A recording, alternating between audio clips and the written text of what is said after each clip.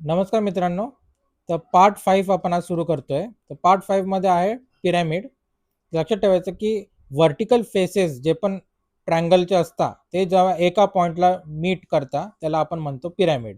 जसं की हा टेंट आहे, तर टेंटला 3 ट्रायंग्युलर फेसेस आहेत आणि ते मीट करता वन ह्याला, त्याला आपण पिरॅमिड म्हणू शकतो. तर पिरॅमिड ऑफ इजिप्त वगैरे मध्ये असतात पिरॅमिड, तुम्ही बघू शकता खूप सारे ट्रायंग्युलर फेसेस जाऊन एका पॉइंटला मीट करता, तर त्याला आपण पिरॅमिड म्हणतो. आता ट्रायंग्युलर पिरॅमिड असं असतं आणि हे असं बनतं टोटल. त्याच्यात असतं की 4 व्हर्टायसेस असतात, तुम्ही बघू शकता 1 2 3 आणि वरचा एक 4.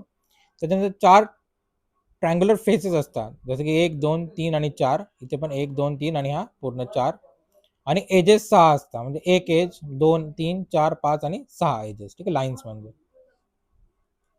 आता स्क्वेअर पिरॅमिड लक्षात ठेवायचं, व्हर्टायसेस 5 असतात म्हणजे हे टोटल, आणि 4 ट्रायंग्युलर फेसेस असतात, 8 एजेस असतात, सगळे लाईन्स मोजून घ्यायचे 8 एजेस, आणि एकच स्क्वेअर फेस असतो. ठीक आहे, लक्षात ठेवायचं पिरॅमिड मध्ये एकच स्क्वेअर फेस असतो.